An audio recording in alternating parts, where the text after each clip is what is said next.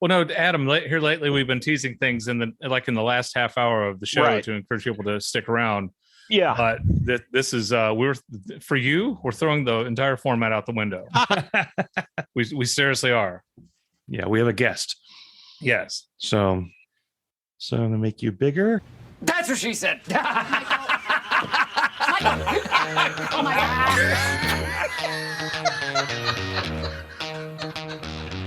we're gonna mop the floor with you. We're gonna put the boots to you. Sorry. Sorry. We're gonna gouge your eyes out and get your head in. Sorry. I like your ginger ale. Welcome to Irritable Dad Syndrome, made with all natural ingredients. Here are your hosts, Mike and Darren.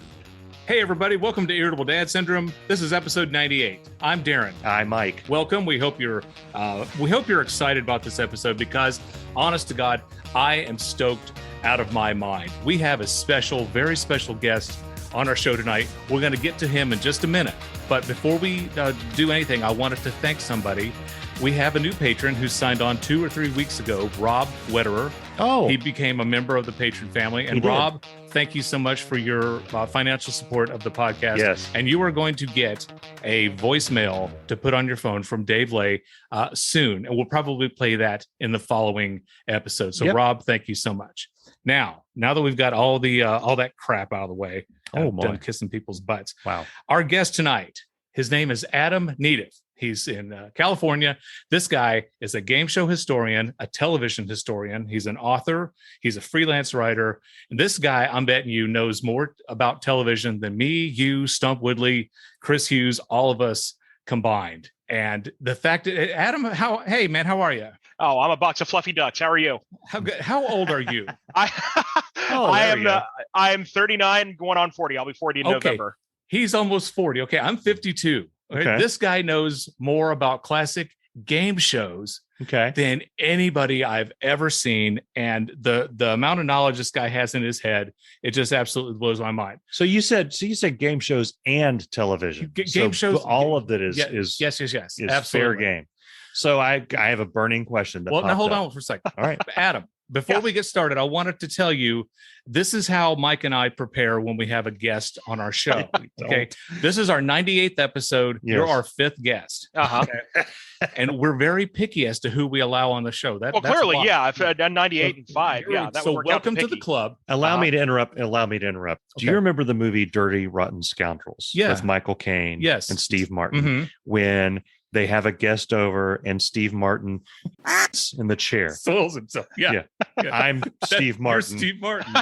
Darren is Michael Caine. And the difference is we're both frauds, right. But I don't even care enough to not in front of the guest. Yeah. Have you ever seen the movie Best in Show? Oh, yes. Okay. So in Best in Show, there were 2 guys who were the play-by-play announcers. It was Fred Willard and Jim Pittock. Yeah. Okay. So when they were preparing to make the movie, Christopher Guest talked to them, and he said to Jim, the English guy, he says, I want you to learn everything you can possibly learn about every dog, every breed, when they became a breed, what the dog eats, when the dog likes to sleep, every single thing you can know, what the type of fur they have, this, that, non-allergenic, everything. Fred, do nothing. So in this analogy, Mike is Fred Willard. I am. So in that vein, I have a question. Okay. I have a question. Do you remember when HBO tried to make a sitcom? I think they did a good job. They made the sitcom Dream On. Does that ring a bell? I remember Dream On very well. It was a show about a guy that every time he had something triggered a memory, it was a scene from a classic show. It was a Billy Crystal face production. Was it? Yeah. Was Billy Crystal involved in that? Billy Crystal, yeah. Have we totally stumped our guest? First question out of the I mean, well, no, because I've heard of the show, but it's I'm an expert in all things basic cable because I grew up in a poor family. So I've heard of Dream On, but I can't. Well, after Mom served the caviar and we had the tea, the little teacups, we would watch Dream On together as a family. No, my knowledge of HBO begins and ends with that floating logo in space, and that's all I know about HBO. But That they had There's a making of documentary on videos. how they made that. Yes, that was amazing back in the day. Because It was the same people that worked on Superman, I think, the first Yeah. Superman. It took like an act of God to make that with It- all the. it They didn't did. have any. George Lucas was involved. I think there was a Fraggle. Hey, now we've hit on something we know. Yes. Yeah. Fraggle So Rock I can talk about. So Adam, let me tell you a story about Fraggle Okay, Rock. okay. Sorry. This again, Fred Willard. Again, we have a guest. Mike. As a Okay. child, Just as a tell your story. child, HBO would end their adult programming at 6 a.m. At 6 a.m. would begin the kids programming. I always got up around 6:45 or so because Fraggle Rock came on at 7 or 7:30. Who cares and who's going to look it up around that time? So my morning ritual as a kid, I would get a huge glass of Kool-Aid, usually cherry, Mhm. and I would go downstairs and I would sit and I would watch Fraggle Rock. Okay. Yeah. Kids don't have any concept of time, and I'm no different than any other kid. So there was one time I went down and I thought it was 6 a.m. I thought it was 6:30. It was actually maybe midnight or 1 o'clock. And I saw for the first time as a 6-year-old boy, Halloween, Okay. the original Halloween. Yeah.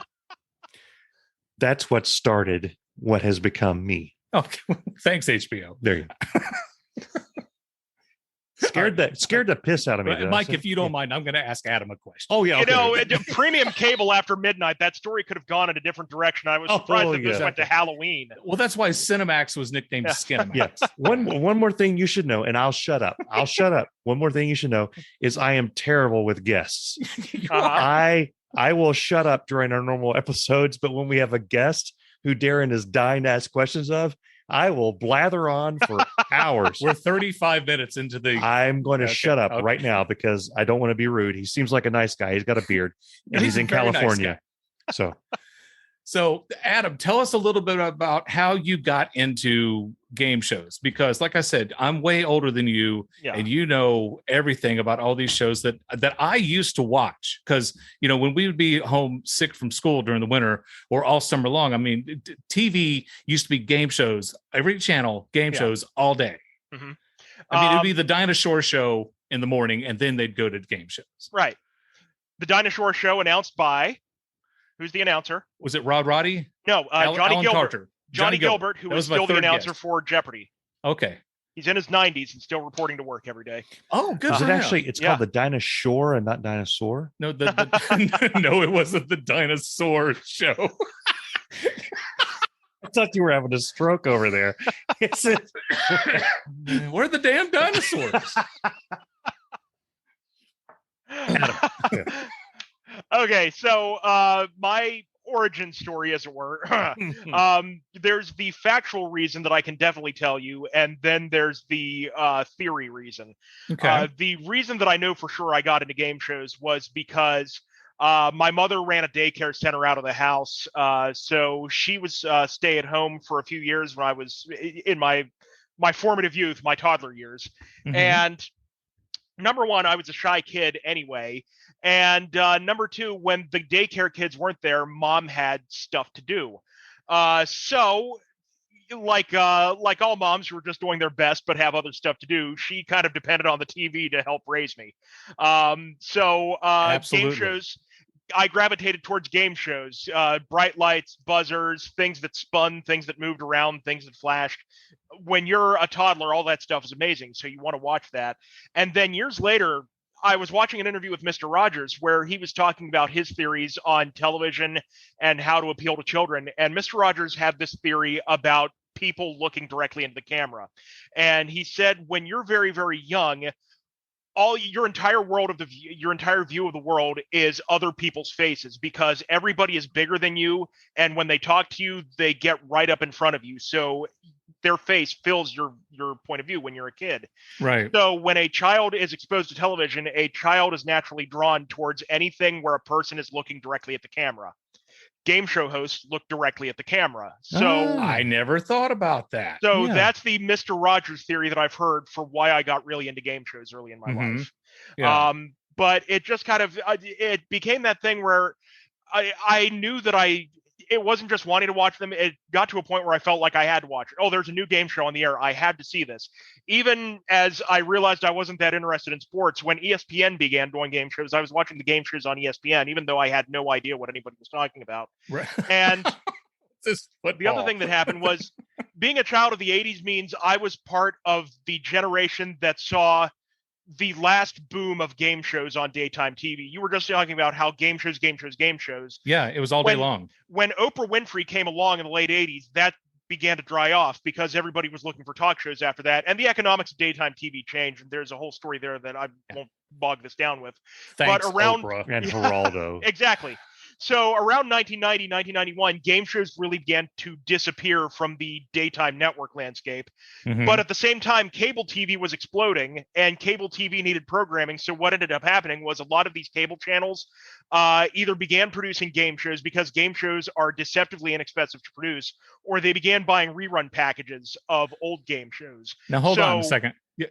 You said they're deceptively inexpensive to produce. Because, I mean, I always wondered. A new car. Well, I mean, I always figured that, the gifts that were given away on the show were probably given away as part like advertising. Like they're giving away the Chevy Volt. Chevy Volt's like, hey, we want you to give away our car on our show for advertising. But now, I mean, a lot of those shows look like they could have been, once they pay for the set, all they got really is the lighting bill. Right. They got a lot of lights, a lot of flashy lights. Are mostly free except for the cars. The cars are, and it's really, you'd be surprised at how little a discount there is for them. This is just kind of a thumbnail. This isn't completely accurate across the board, but generally speaking, a game show, for example, will get a car at retail, but then they'll get a $2,000 refund on it every time they read the prize copy for the car. So they'll play retail minus that $2,000. And if you're a frugal game show producer, what you're hoping will happen is that the contestants fail over and over again until you've pretty much paid off the car. Ralph Edwards of Truth or Consequences, I've been told, was a master at this. Ralph Edwards was very, very good at setting games up, not necessarily rigging them. You don't have to rig the games. You just have to make them difficult, or you need to set them up in such a way that it depends on the contestant doing something that you don't expect the contestant to do. And I've heard that Ralph Edwards was just a master at managing to get cars completely paid off before somebody finally won one on Truth or Consequences. That reminds me, there was an episode of WKRP in Cincinnati where Dr. Johnny Fever accidentally said we're giving away like $10,000 and it was really like $1,000 or something. They're like, what are you doing? We can't give away that much money. He missed the decimal point on them. Yeah. And so it was guess these 10 songs, and they grabbed literally like 1 second, like, and then everyone's like, it's Paint It Black, the national anthem, and they had to pay out the money. I'm sorry, keep going. By the way, no, I'll veer away because I'll tell you something interesting. Do you own the WKRP Complete Series box set? Yeah. Okay. The ending of that episode on the box set is not the ending that aired. I didn't know that. Yeah. They got a print of the episode from another source. And what happened was the episode that aired on CBS and the episode that aired in the syndicated rerun package for years and years and years has a happy ending. If you watch the Complete Series box set, it has kind of a downer ending where things go really bad for Dr. Johnny Fever. And CBS sent the episode back and said, can you reshoot this with a happier ending? So they reshot the second act of the episode. So the Complete Series box set of WKRP has a version of that episode that did not air. Anyway. I did not know that.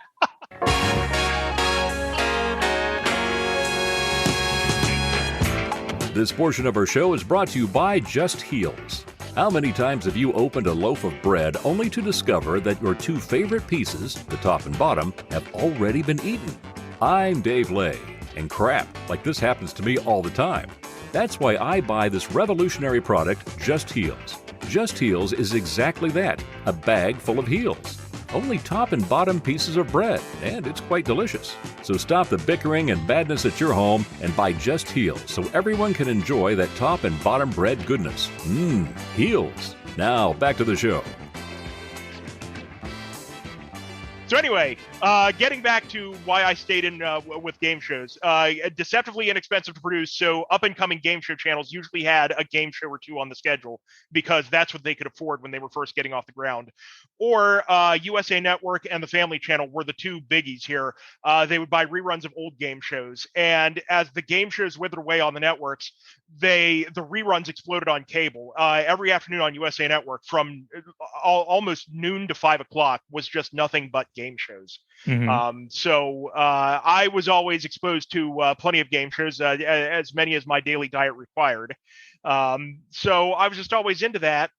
And then the internet comes along in the late 90s. I got hooked up to it in 97 going into 98. And what I came to discover was there were other Adam Nedeffs in the world. And that was a huge discovery. I thought I was the only weirdo who made it a point to watch every game show and was obsessed with them. Oh, no. This is, as my mother puts it, it's a subculture. There are lots of me out there.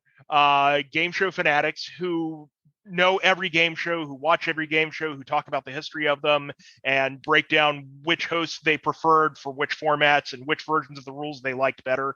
Yeah. So that was a huge discovery for me. And then I got into what's called tape trading, where you mailed VHS cassette tapes back and forth of game shows that you had, and then people mailed their copies of their tapes over to you. Kind of like an underground black market. Yeah. Most black markets are underground. And it's wild that, this was the world before YouTube. So you couldn't just go on YouTube and binge old clips. So that's what you had to go to the post office and drop $5 to mail a VHS tape off to somebody and get your VHS tape so you could watch these old game shows. So I'm going to veer off for a second. Yeah. There was, I used to have a job. I was editing stuff for a drag racing show on ESPN2. And there was a client who came in who needed this drag racing footage. And I made him a copy. And before he left, he says, "Can you do one more thing for me?" And he had a tape, and he asked me if I could make 5 copies of this. And it was the Dancing Bandit. It was this this guy who could square dance, and he carried around a wooden pallet that he would just take here and there, and he would dance, right? And it was like he would yell at his wife, "You're going to have sex with me when I say so," and this and that and whatever.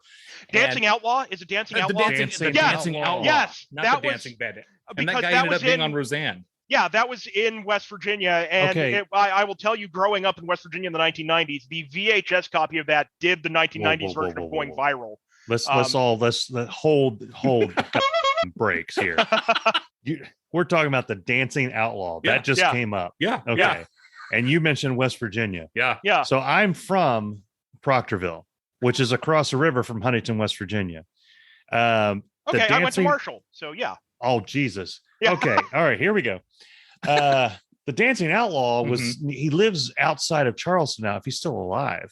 I can't remember his name. Jesco White. Although there's 3 people inside him, according to his wife. There's Jesco White, Elvis. There's Jesse, and there's Elvis inside him. Yeah. There's 3 people inside. I have a T-shirt of Jesco White up there. I'm tired of these slimy, sloppy eggs. I put a butcher knife up to her neck, and I told her I'm tired of these slimy sloppy eggs. Okay. The voice is spot on. That's a great impression of him, but no. Same area. No, the part that my family was obsessed with was the argument about the sunglasses.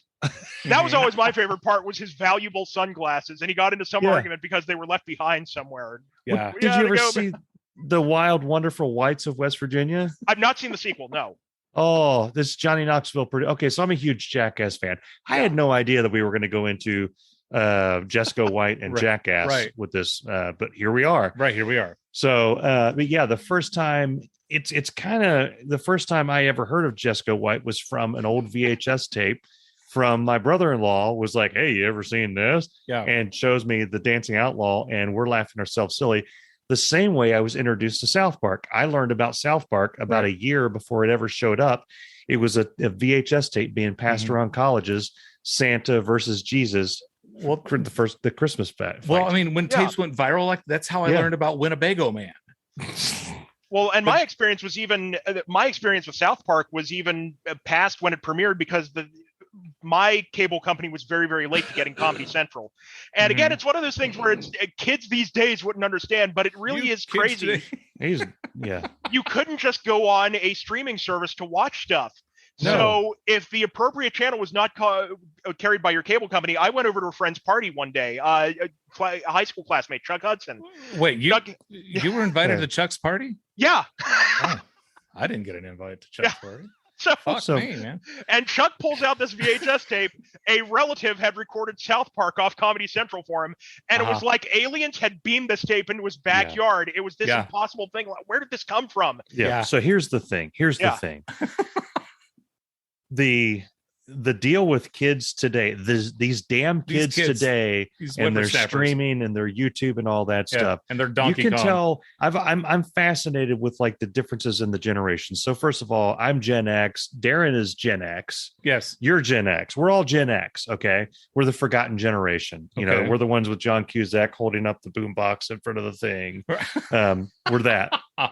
Okay, we were in the theaters in the original Star Wars movies, or close enough. Right. Our dads called Star Wars. It wasn't called Star Wars Episode 1. Right. Our dads accidentally took us to RoboCop, not knowing it was what it is. Right. Those type of things. And so I'm fascinated at generational differences. So I always thought that Gen X would be the generation, like, you know, now it's called woke. I thought we were the ones that would figure everything out, and we would not be the old fogies. We'd be the people in the wheelchair at the party when Pearl Jam comes on and the kids are jamming to it, and we're like, yeah, we invented that, you know, with it. Yeah. And I've seen our generation become kind of old fogies. Yeah. But there's a definite cutoff in how media is consumed. And I see my kids. So and I'm guessing you guys are the same. You get on YouTube, you start watching an innocent video, Hey, here's a guy. There's a kitty who's trapped surfing, in a windowsill. He's surfing on a surfboard blanket. He made a blanket surfable. Okay. And then a couple of hours later, you're watching a satanic ritual. 3 hours after that, you're watching a comedy routine done by a dog in front of a bunch of cats. You're watching a how-to video on how to skin a hot dog. All this, and you're just sitting there with drool coming out, watching all this stuff. Whereas, and completely engaged with all of it. Yeah. Like, my God, this is amazing. Whereas if you look at how our kids watch that stuff, it's kind of in the background. And every once in a while, they look up from their phone or whatever else they're messing with and they laugh at whatever's happening on the YouTubes. Yeah. And then they go back to their thing. We are engaged with this. I am actively learning how to build a deck out of Legos and honey. Yeah. At 2 a.m. It's Mike's honey there. deck copyright symbol. Yeah. Yeah. That's us. Yeah. I don't know what happened.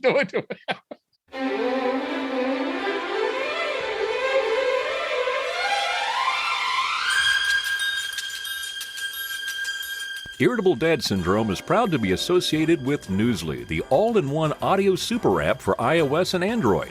For the first time ever, the entire internet becomes listenable, all in one place. Newsly picks up articles about the most trending topics and reads them to you in a natural human voice. Irritable Dad Syndrome is available there too. You can find trending podcasts from more than 80 countries and digital radio as well. So stop scrolling and start listening. Download Newsly now. Just go to www.newsly.me and use this promo code 1RR1TABLEDAD and receive a free 1-month premium subscription.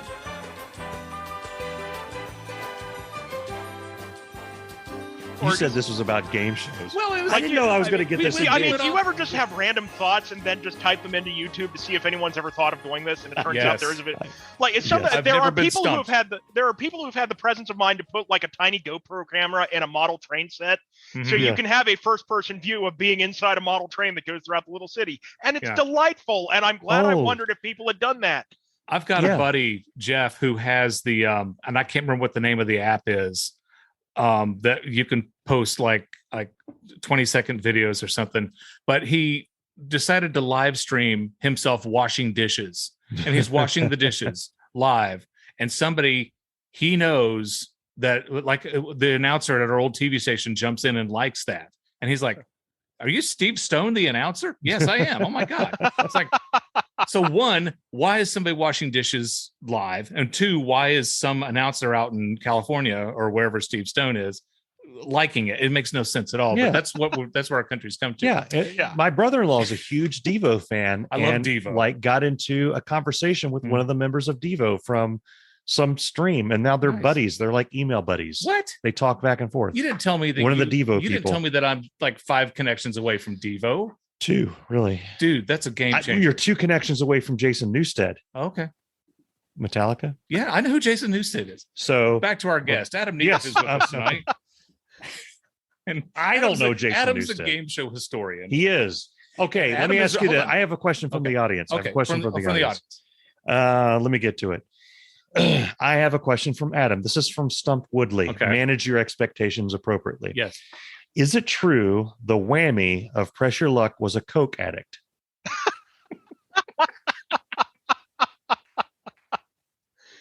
Well, you're saying was, so you're talking about the 80s whammies, right? Because because they did as part When of I the say contract for coke, the- when for I the say ABC coke, version- it should trigger 80s. for the yes, versions that's on the air now, they made him go to rehab before they started that. So He's a monster now, addict. no. What can I tell you about the whammy from Press Your Luck? I can tell you that with the limited technology that they had at the time, it was they were limited to 12 frames of animation. So Yeah. no matter how long the whammies go on, it was limited to 12. A guy who went on to some renown, Savage Steve Holland, who's a prominent film and TV director. Yeah, from John Cusack. Airwolf. He No. wrote and produced and drew the whammy animations. Uh-huh. And the voice was done by Bill Carruthers, who was the creator and producer and director of the show. And they raised the pitch on his voice. Okay, 2 things. There I you go. didn't know There's the your- whammy. I didn't know the whammy had a voice. And was the whammy, did they get sued by the Hawaiian Punch people because he looked just like the Hawaiian Punch guy? Did look like Bill. No. My 2 favorite whammies Uh-huh. from the 80s Pressure Luck. By the way, Pressure Luck was my absolute all-time favorite. It was- not Oh, yeah. only favorite game show, it's one of my top 10 favorite shows. Oh, yeah. Period. He was the Jerry Yeah. Springer of game shows. It was just it was It was the classic. one you would watch it because the people would, when they got a whammy, Mhm. you might, as a kid in the 80s, you might watch somebody go on Yeah. live Yeah. TV and it would be, And in fact, there is an episode where a contestant does in fact yell that and it slipped past the CBS censor. So there is an Wow. inappropriate Press Your Luck episode out there. But yeah, a friend of mine, Randy West, who is now a voiceover guy, was a contestant on Press Your Luck. And he won 2 games. He won over $25,000. He was the first contestant to win a car on the game board. Oh, wow. And he was the first contestant to say "big bucks, no whammies." He was the first contestant ever to say that combination of words while talking to the board. Wow. So those are Randy's claims to fame. But my point here is you were talking about the emotion.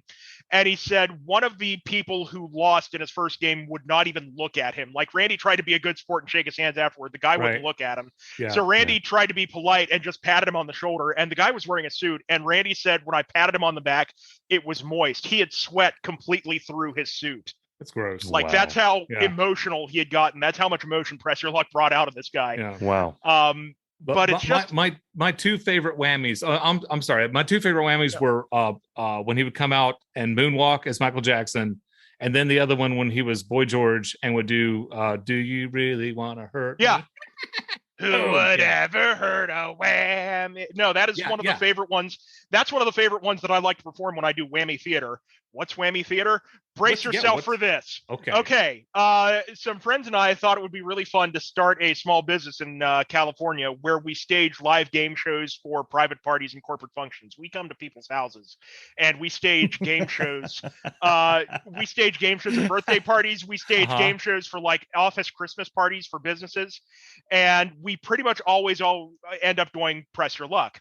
You can't go wrong. We have the technology to recreate the game board. We are actually able to do that with flash programming and projection screens. So we can do a very credible recreation of Press Your Luck in any meeting space that you give us. Mm-hmm. The resources we don't have the animation. So we couldn't do the whammies. And we all agreed that Press Your Luck without whammies is missing something. So when we stage Press Your Luck for these functions, we do something we call whammy theater, which is 2 of us bring along red shirts and red sweatpants and yellow capes and yellow masks. And we cosplay as the whammy. And hey, And girls, he's single. Yes, we act out. We act out the whammies when a contestant lands on the whammy for Press Your Luck. Nice. Yes. Sounds like fun. Are you concerned that one of the contestants is going to jump out and just beat your ass? It Poor hasn't guy. happened Well, yet. Can you imagine the reporter on scene? A man dressed as a whammy, Chuck, was beaten senseless. Apparently, they were having what's known as a whammy party. Yeah. We've asked around. No one's heard of these underground cult parties. Yeah. Back to you in the studio. So Darren asked me what But it is funny how emotional it gets, because again, this is for a party and it's just for funsies.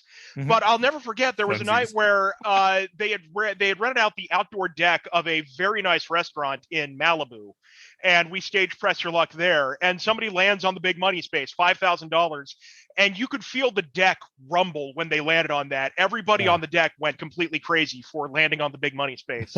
Nice. People just forget that it's for fun for after a while, and it's like they're actually going to win $60,000 here. Yeah. Yeah.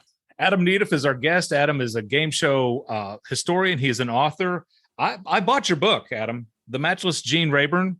Yeah. I'm holding it up here for everyone on the Twitch to see. I was going to say he can't see. He's seen the book. He Okay. wrote the book. Yes. He doesn't need to see the book. Yeah. It's pretty good. Adam has written a bunch of other books. He wrote about Alan Ludden and who are some of the other? You did like 5 or 6. Bill This Day in Cullen. Game Show. Bill Cullen. This Dennis Day in James. Game Show History. Bill Cullen is sounds familiar. Who was that? Bill Cullen. Adam. Bill Cullen. Bill Cullen, the original host of The Price is Right, crew okay. cut, horn rim glasses, distinctive because he had a disability. He had polio, which limited his movement.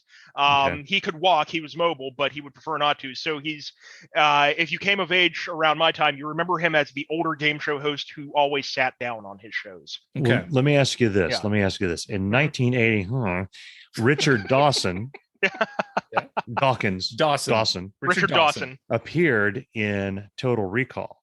Yes. No, As no. The Running Man. The Running Man. Running Man. Same Yeah, movie. The Running Man.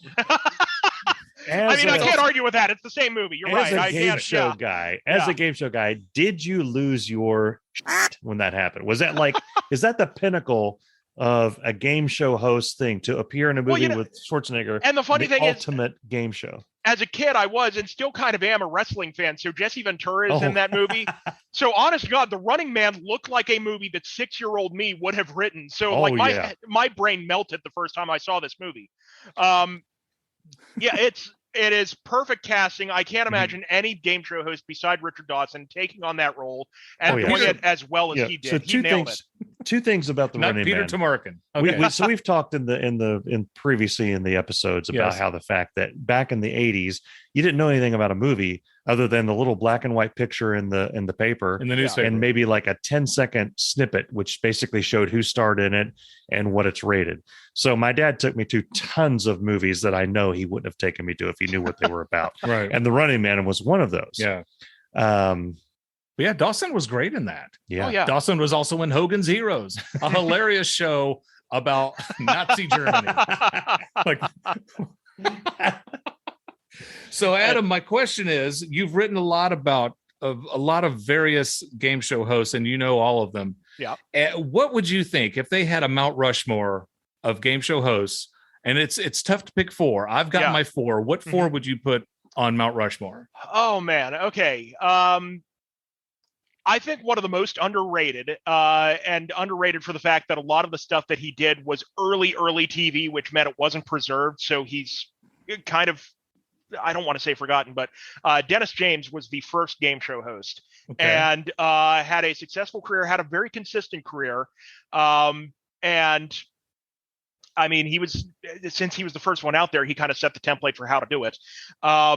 Bill Cullen easily belongs up there. Mhm. Alex Trebek. But now he's Canadian. Yeah. So he can't be on our. Okay. No. Mount Rushmore's American. Okay. All right. Kidding. I like Alex. Trebek. I loved Alex Trebek. Well, let Okay, me ask- so- I- And there will be a bronze plaque for Alex Trebek. He doesn't get to Okay. go on the main thing because he's not American, but there's a bronze plaque to the side. With an All right. asterisk. Yes, the runners up. the Canadian asterisk. Yeah. All right. If Alex doesn't make it up there, then I would give his spot. I Does would Chuck say Barris count? Is Chuck Barris, was he a game I show? would- Yeah, it was. He a game show host. Hell yeah, I he was would, a game yeah, show host. the role that Chuck Barris had was good for what he was doing. I don't know, and that's kind of what I'm fishing around in my head is for guys who are versatile, because game show host requires some level of versatility, and that's a skill that game show hosts don't get credit for. He I didn't would have a lot say- of. He was busy killing people and Right. stuff. So So yeah. I would say I would give those two remaining spots, I think, to the Nars brothers, Jack Nars and Tom Kennedy from Louisville, Kentucky, Okay. who hosted a slew of game shows between them, and I think had that versatility that allowed them to do hard quizzes, lighthearted celebrity gab shows, just fun game shows, and they turned in different performances on all of the game shows that they hosted, just as Alex did. I've forgotten how many different ways Alex could host a game show because he came to be known for one for 35 years. Yeah. So that's kind of what I would look for, and that's what I would say puts them on the Mount Rushmore. You only matched one of the hosts that I would have had. I had Bill Cullen, Alan Ludden, Bob Barker. Yeah. And then the fourth one was the really, really hard one between either Gene Rayburn, but then I eventually gave it to Bob Eubanks. Okay. Because Eubanks is like still to this day. I mean, these are people iconic, and they're all iconic. But everywhere they go, people are like, oh my God, that's Bob Eubanks. You know? And the great thing about I actually I was at Bob's home a few months ago for a project that I'm working on that I'm sure is going to come up later in this interview. Yeah. I want to make it very, very clear. He allowed me into his home. Okay. This wasn't not binoculars or behind a bush or anything. I was welcomed into his house, and he opened and unlocked the door. But what's funny about these game show hosts is they keep those voices forever. So when you go into Wink's house, and when you go into Peter Marshall's house, when you go into Bob Eubanks' house, when they greet you, you are hearing that voice from 1970 coming out of these nice older people who, and it's just fun to talk to them and, get that. Hold on. Yeah. I will, when you walk into Wink's house. Yeah. Okay. Yeah. Just like, every time I walk into Obama's house. Yeah. So you've been, okay. So let's get off here. How many homes have you been in of famous game show hosts? Of late, let me see. I've been okay, so you named Wink Martindale, Tic Tac Toe, Wink Martindale, Bob Peter Eubanks, Marshall. That's Peter a Marshall's made-up house. Is Wink Martindale a made up name? Is it Wink Martindale? No. Is it like Rodney Dangerfield and the name that his mama gave him was Winston Conrad Martindale. Okay. There was when he was a little kid in Jackson, Tennessee, there was a boy in the neighborhood who could not wrap his head around the name Winston Conrad. And he kept calling him Wink, and that nickname just stuck. So that's where the name Wink Martindale came from. So it's not really a stage name, but it's also not his birth name. His given name is Winston Martindale. Okay. His mama called him Winston. I would call him Winston. And Winston, get your ass in here. And in fact, the first game show that he ever hosted for network TV, he was NBC made him go by the name Win Martindale because they thought Wink sounded too juvenile. Okay. So yeah. But those are the game show hosts whose homes I've been in. I don't think Wink would mind telling you my favorite part of his house. He hosts a syndicated radio show on the West Coast. And he turned one room of his house into a studio, and he does all of the work himself. He still uses analog equipment. He has these 3 reel-to-reel recorders, and basically what he said, you can't teach an old dog new tricks. This is how I learned how to do radio. And so he has these 3 reel-to-reel and sure enough, I look at the 3 reel-to-reel machines, and there's a razor blade there. Wink is still cutting tape to edit. No, he's not. Yeah. I completely understand that. Look at us. Every time we try to do new shit, it falls apart. The only thing that works here is when we go old school. But dude, now, Adam, you have production in your background, correct? Yes. I've worked on game shows. Yeah. No, but did you ever edit? See, when I studied radio and television at East Tennessee State University, one of our projects was editing audio tape and then splicing it back with the white. You got the white marker where you cut, you got the razor that cuts diagonally, and then you place the tape together. I went to ridiculously difficult. When I was at Marshall University, we one of our professors made us learn how to cut tape just in case we ever needed to do it someday, even though, the radio stations in Ethiopia by the year 2000, I think, had SAW 3.0 installed. But we had to learn how to cut tape anyway. So I learned how to cut tape. and then I worked as a radio disc jockey for a while and learned how to edit with different audio editing software. And the other thing I had to learn in college was just a horrible piece of crap machine called a Digicart, which I have not seen since college, and I do not miss it. No, you don't. Yeah. This portion of our show is brought to you by Funkaway, the odor eliminator for shoes. Hi, I'm Dave Lay, and I hate the smell of feet, sandals, and shoes, so I use Funkaway. Here's how it works. Spray your funky shoes. The more they stink, the more you spray. Let them air dry and live funk-free. Just don't tell George Clinton. Don't just cover up odors, eliminate them. Funkaway, it's guaranteed to work and available wherever funky products are sold. Back to you in the studio. I have a question that may annoy. 2 shows. And my question is, do you consider these actual game shows? Mm-hmm. All right. Okay. Whose line is it anyway? That's not a game show because the points don't matter. Okay. But Drew Carey is on the list of top game show He hosts. hosts The Price is Right now. Yeah. Oh, does he? What? You're embarrassing me in front of Adam. Only for 15 years. Kidding me? Seriously, for 15 years he's been 15 years, which by Fred Price Willard. is Right What if standards makes the him other the new guy. with the the Price is Right. I'm thinking of Family Feud. The other one is Survivor. Jeff Probst, my favorite game show host. Is that an actual game show? You know, Survivor is closer just because there are games, there are challenges, there is a winner, and there is a prize. Boom. The only problem with that is Wink Martindale once said this in an essay about what is a game show.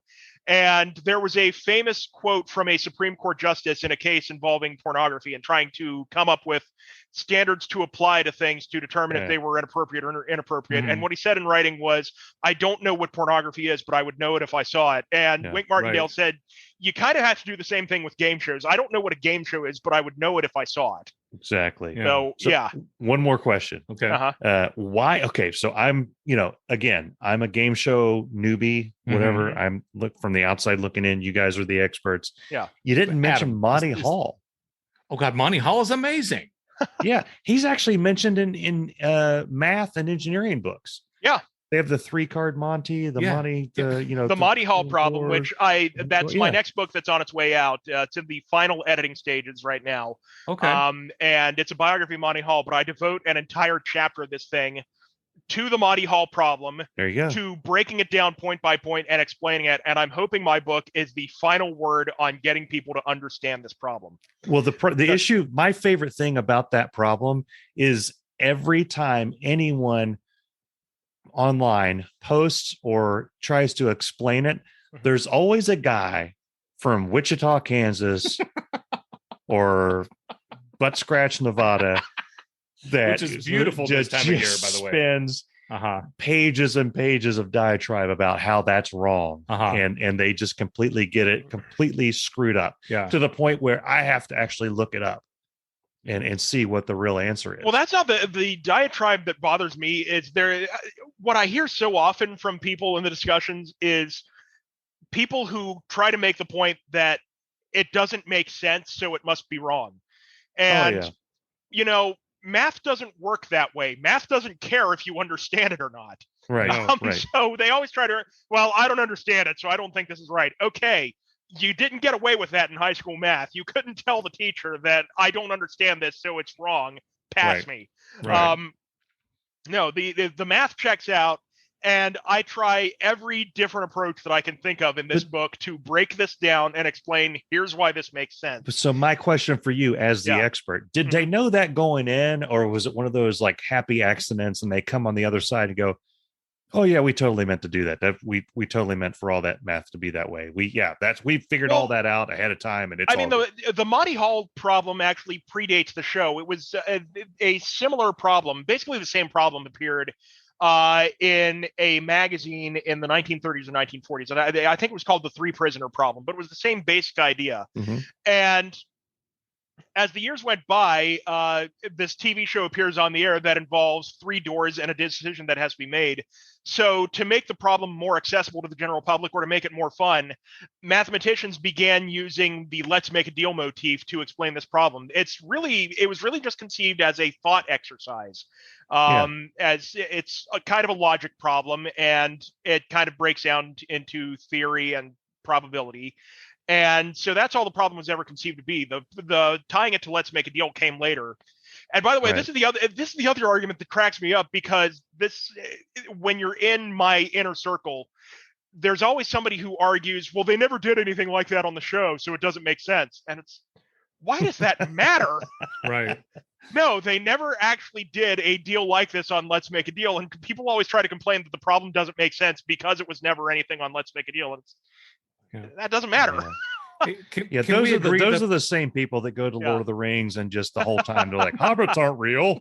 They're not real. Can we agree that the new Let's Make a Deal is garbage? Is that how do you like Mandel? Wayne Brady? I like Wayne Brady. Here's what they did, because the original Let's Make a Deal wasn't just hosted by Monty Hall. It's easy to forget that Monty created the show. Mm-hmm. So basically, he was his own coach and his own quarterback on that show. He was hosting something that best suited his talents.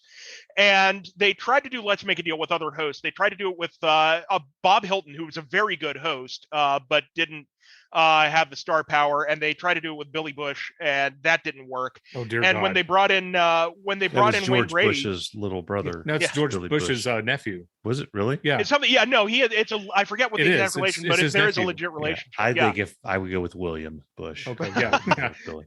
But then they did it with Wayne Brady, and what they began to realize was they're trying to get other people to host Monty's show, Mm-hmm. and it really was Monty's show. So when they hired Wayne Brady, what they did was they just completely reinvented it and turned it into something that was suited towards Wayne Brady's strengths, which I'm completely fine with. And I think the new version, the results that it gets, speaks for itself. It's going on to, I think it's 13th season coming up in the fall.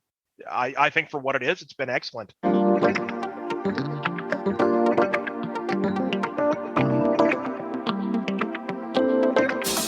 Irritable Dad Syndrome was brought to you this week by Diff Liquid Concentrated Wallpaper Stripper. With its unique enzyme action, Diff dissolves old paste and cuts wallpaper removal time in half. Hi, I'm Dave Lay. Summer is upon us, and it just keeps getting hotter and hotter. There's no better time to stay inside in an air-conditioned home with some cold beer and a bottle of Diff. While everyone else is outside sweating their butts off, you can be inside where it's nice and cool and remove some of that nasty wallpaper you've been staring at since 1994. So what are you waiting for? Pick up a case at your corner hardware store and get stripping with Diff.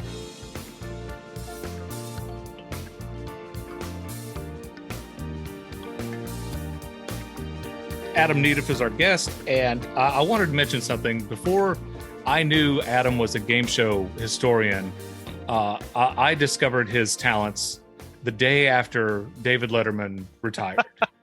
Okay, so Mike, you remember David Letterman, right? Yeah. Okay. Tall guy. So very tall. He's actually freakishly tall. So David Letterman went off the air on CBS. He was on CBS for like 22 years and 11 years on NBC. And on his very last night, he did a montage.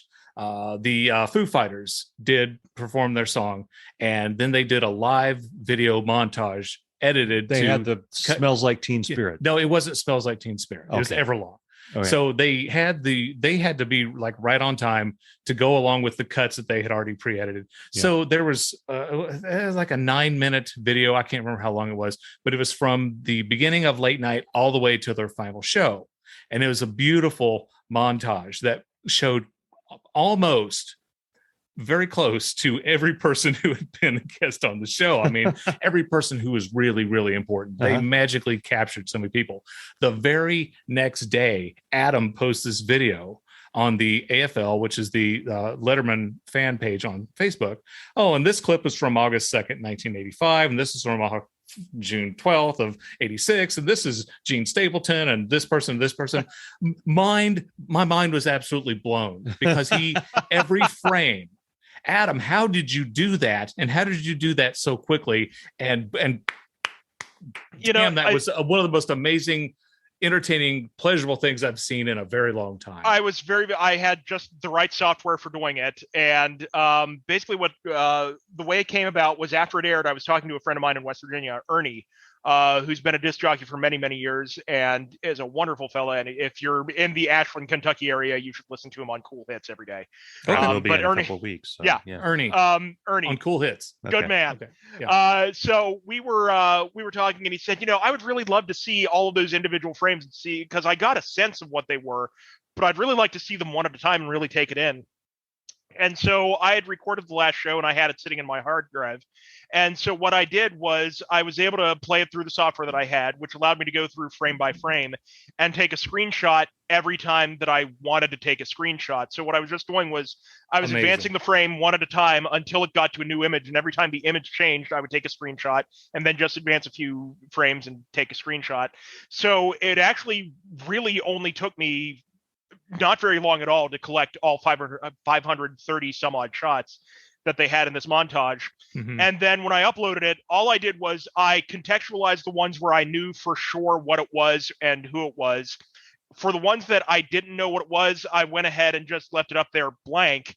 But I had comments open on it, so people could come in and add context where they wanted to do it. Okay, and Don Giller probably filled in those, didn't he? And Don Giller filled in a lot of them. And for folks who don't know, Don Giller is the Letterman guy, and very happily has actually been hired by the company now. He's on the payroll helping them with the official Letterman YouTube channel, which they picked the perfect guy for that. Thank God they finally did that. Yes. Yeah, nobody could deserve it more. Right. So we uploaded this, or I uploaded it, and I just said, this is for Ernie. And I figured Ernie would see it. Some of the Letterman fans that I know would see it. Mm-hmm. And at the time I was working 2 part-time jobs. And as it happened, I didn't have to be at work the next morning. So I slept in late the next morning. And what I found out when I woke up was that while I was snoozing, Rolling Stone had written an article about what I had posted to Facebook. Now, when you wake up and you get a text message telling you, hey, Adam, just so you know, Rolling Stone has written an article about you. I can't remember the last time Rolling Stone wrote anything about me. Your mind can go in a few different directions, and it's about what you posted on Facebook. And you think to yourself, which thing? And is it that Monty Hall thing again? Yeah.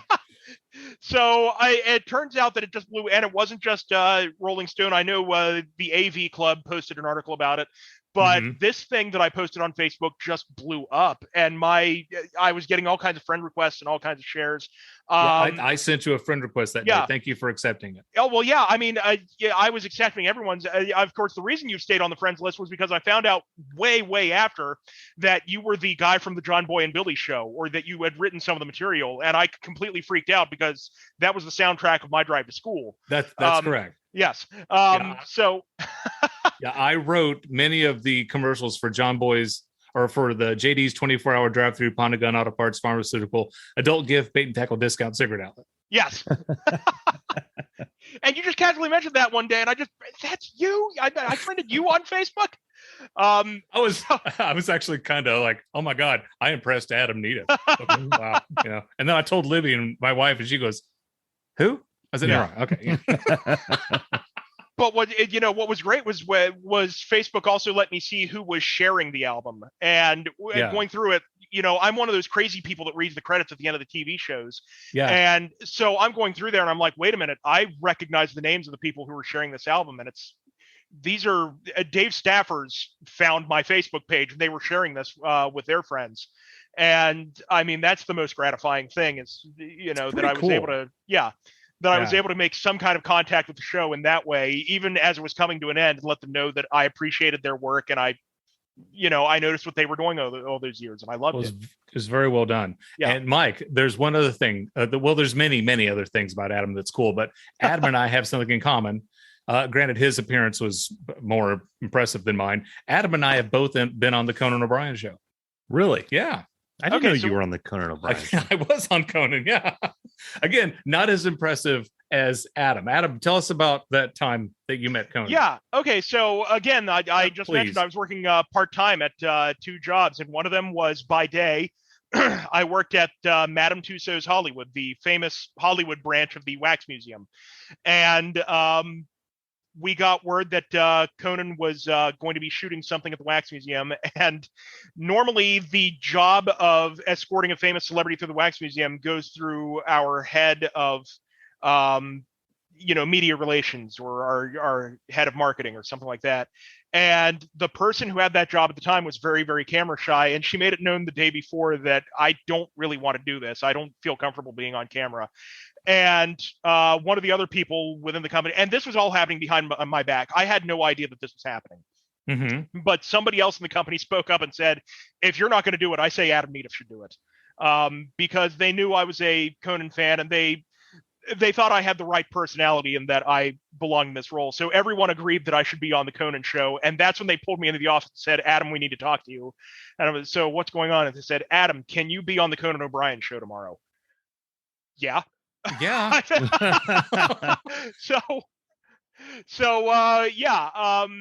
It's a great segment. And I say that as a guy who's in it. But it's hilarious. I appeared, and I did a trick that I used to do for people. I don't really do it anymore, but when I would get to know people at parties, and I would talk about how I was interested in game shows, and I say, and when I'm interested in game shows, here's what I mean: give me your date of birth.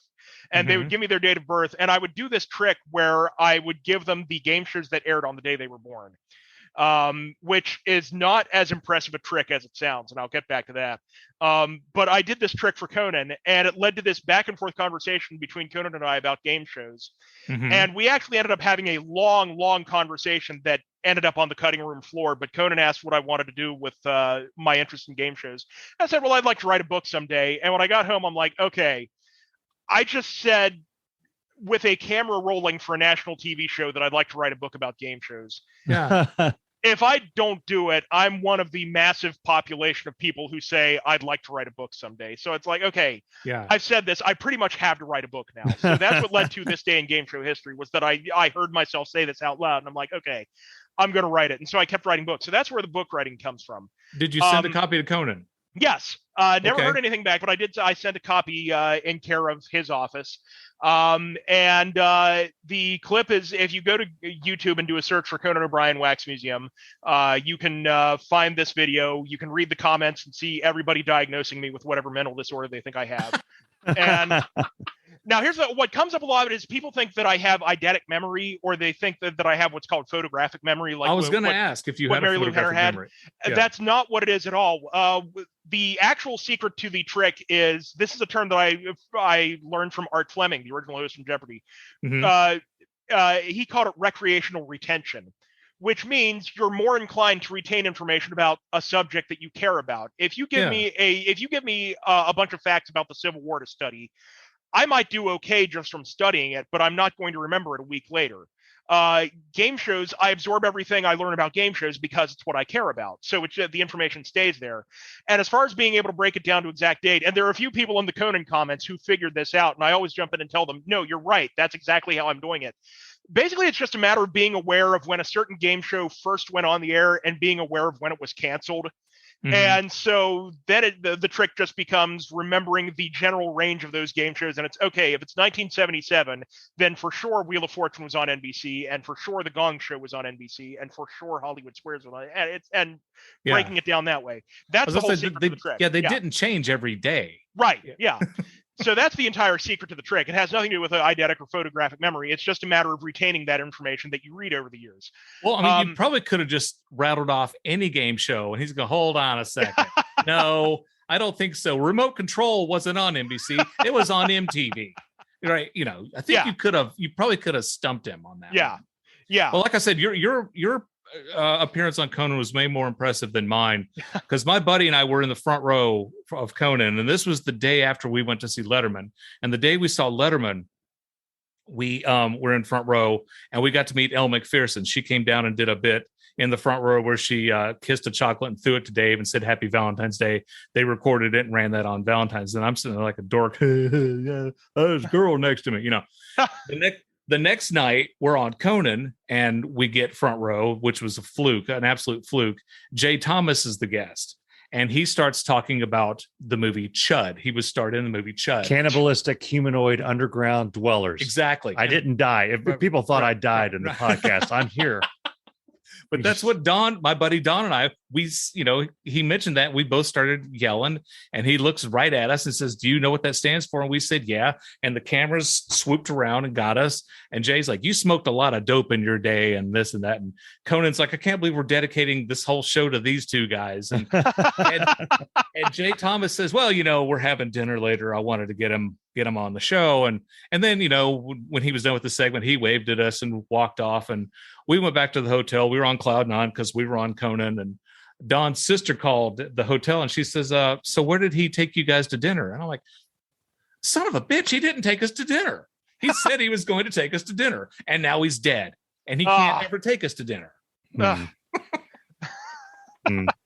he took the Lone Ranger to dinner. He did. The Lone Ranger bit is the greatest story ever in television history. We're gonna have to wrap this up here pretty soon. I'd love to talk to you for the next couple more hours. So, I've got so many more things to ask you. Well, we have once guests come on here, they never come on here again. So we could always have him come back. We could break the trend. We could. Yeah, we could. Yeah. I have no aversion to doing this a second time. This is so fun. here's a test for you, Adam. When we end this and you disconnect with this, if you don't sit back and go, Jesus, instantly goes, yeah, then that's a good sign. Be like, "Funny, Adam, I thought you were going to post the link that you'd appeared on our show."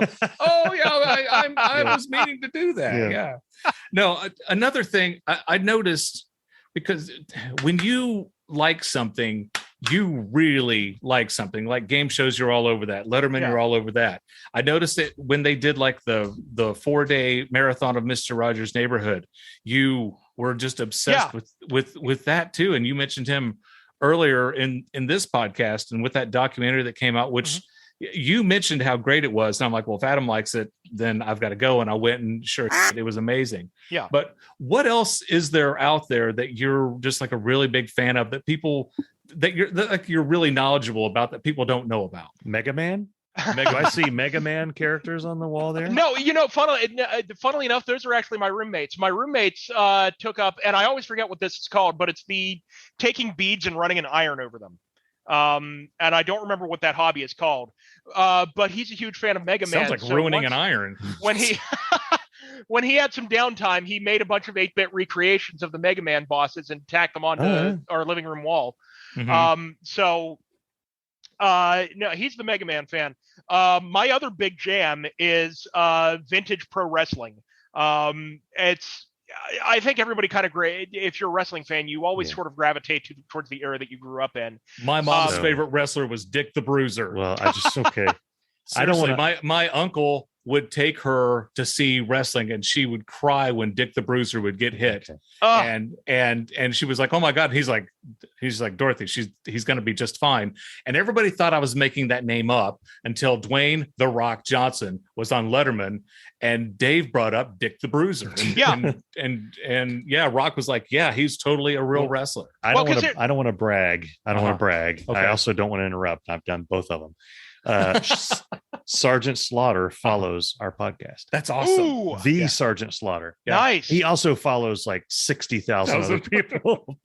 Well, here's the wild thing about people not knowing who Dick the Bruiser is, and this has a lot to do with people not getting how pro wrestling used to work, because Vince McMahon completely upended the entire business model in 1984.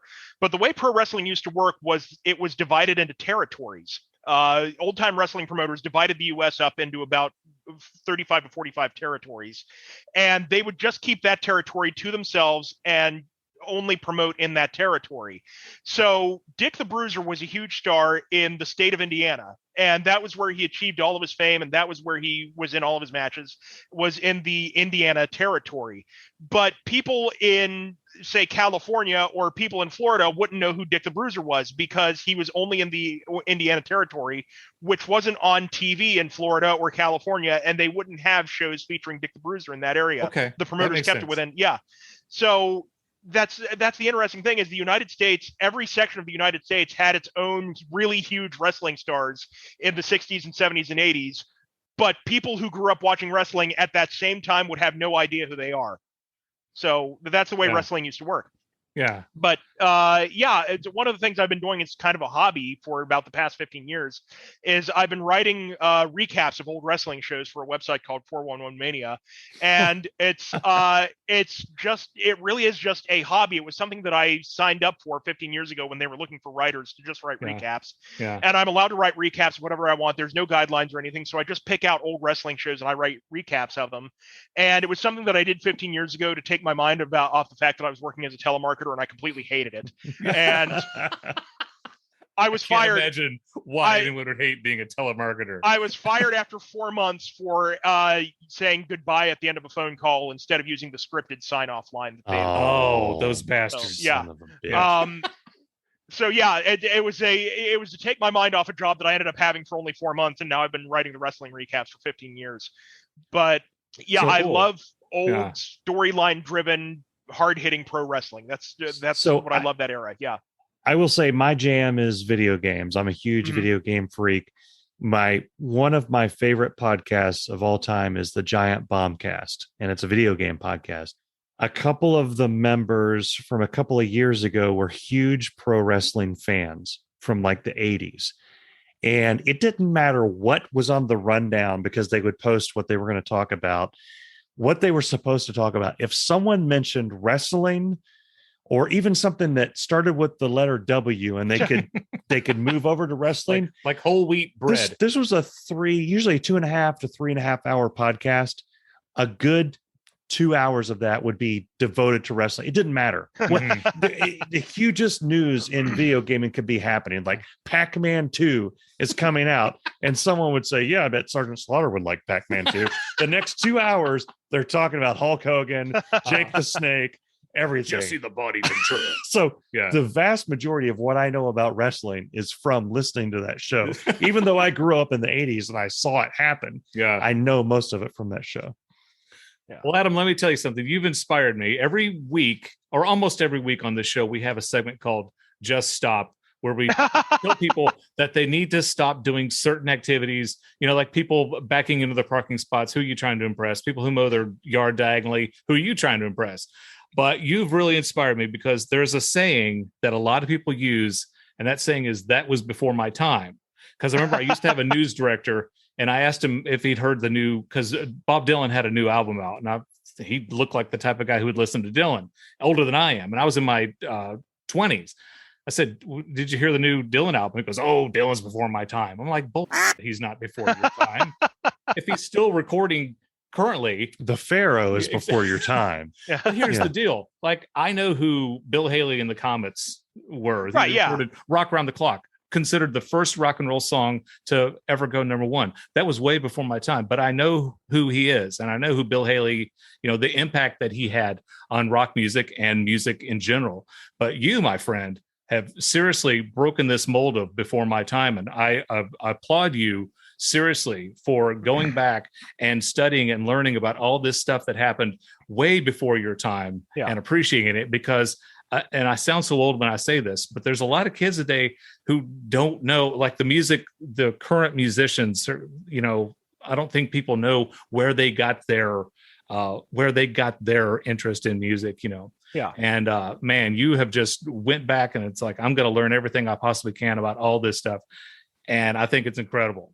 Well, I mean, there's that. And there's also the thing that I really try to be mindful of is not being dismissive of any pop culture that I'm not aware of. Right. Because that's the thing that I can't stand is people say, you know, when somebody names a celebrity and somebody else goes, am I supposed to know who that is? And it's like, okay, ask who they are. But I never just automatically dismiss somebody as not being famous, or they must not be a big deal because I've never heard of them. You know, we live in this era now where pop culture is going in so many directions. It's hard to keep track of everything. So it's not like what we had.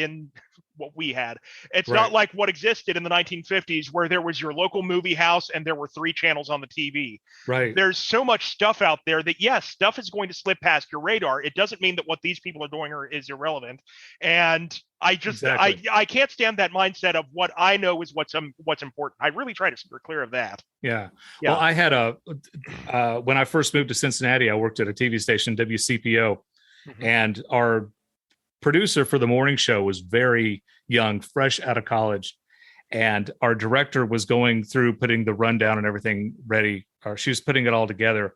And she looked at our producer and she says, why do you have George Harrison's death in the D block? And the producer said, who's George Harrison? Oh, and our director's God. like, oh my God, are you serious? And she says, you're moving this to the A block. And she just flat out told the producer, listen, come on. A news producer had no idea who George Harrison was. The 10th president of the United Exactly. States. Yeah. Exactly. You know what's fun? I mean, I was talking about my friend Ernie. He sent me his old collection of TV guides months ago, just because he figured those were amazing. I love yeah. looking Cheers through and those. cheers. The thing that made me, the thing that absolutely made my head explode. Detective. You're right, yes. No, in their fall preview, the sneak preview of Canon, that is how they summarize Canon. Yeah, I know. It's a fat detective, and that's all they say about it. He's a detective, but this guy's fat. Sundays at 8 on CBS or whatever. That's when the cocaine ran down at the TV show. The 1989 TV guide from the week after Lucille Ball died. Lucille Ball's death is a blurb at the end of like 6 pages of press releases and here's what's coming up on TV. Like a TV guide barely mentions that Lucille Ball died, and it's like that's a stop the presses and start this entire issue over again bit of news for TV guide, God. And they casually mentioned it at the end of their news that week. That's hilarious. Yeah. Oh, wow. Well, Adam, I want to thank you for being on here, and I want to tell everybody that if they can buy any of Adam's books, his last name is it's Adam Nedeff, Nedeff. You can go to Amazon or where's the best place for them to buy your book, Adam? Direct from the publisher, Bear Manor Media, the BearManorMedia, bearmanormedia.com. And if you're a fan of old pop culture, just explore everything else they have. By all means, buy my books first. Yes. But after you've bought them, stick around the Bear Manor Media website and see what else they have to offer, because Bear Manor specializes in pop culture that other publishers aren't covering. The year that my Bill Cullen biography came out, one of their other releases that year, as an example, was a biography of Jay Silverheels, which what other publisher is going to touch that? So that's an example of what you're looking at when you go to this website. BearManorMedia.com is my publisher. Please look around. He was Tonto, right? Mm-hmm. Yep. Yeah. And it's an amazing company. It's an amazing website. Support all of these books that are being published by this company. Fantastic. And before we go, I wanted to mention this was our 98th episode. Our 100th episode is going to be very special because Jim Timmerman, a guy we've mentioned many, many times before on the show, he is going to put together a pop-up video special edition of episode 100, and our patrons are going to be able to watch it for free. So there you go. Fantastic. Nice. Yeah.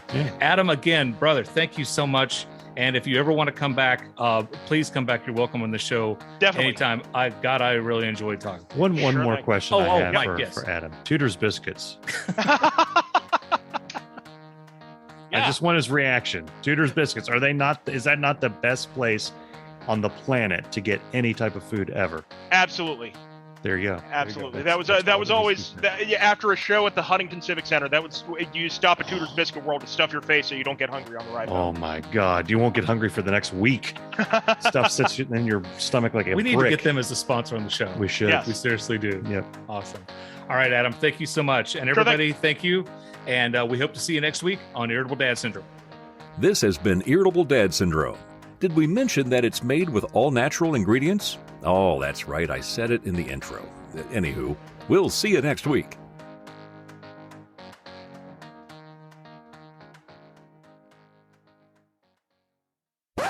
Hey, everybody. Welcome to Irritable Dad Syndrome. This is episode 98. Mike, this is where you start talking. I was doing some quick math. It is 98. Damn. You see, 1998. The year I graduated college. Good. Ruprecht, we have wonderful news.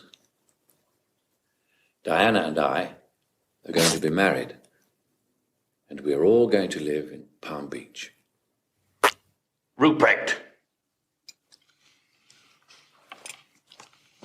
Eat your food. Excuse me. May I go to the bathroom first? Of course you may.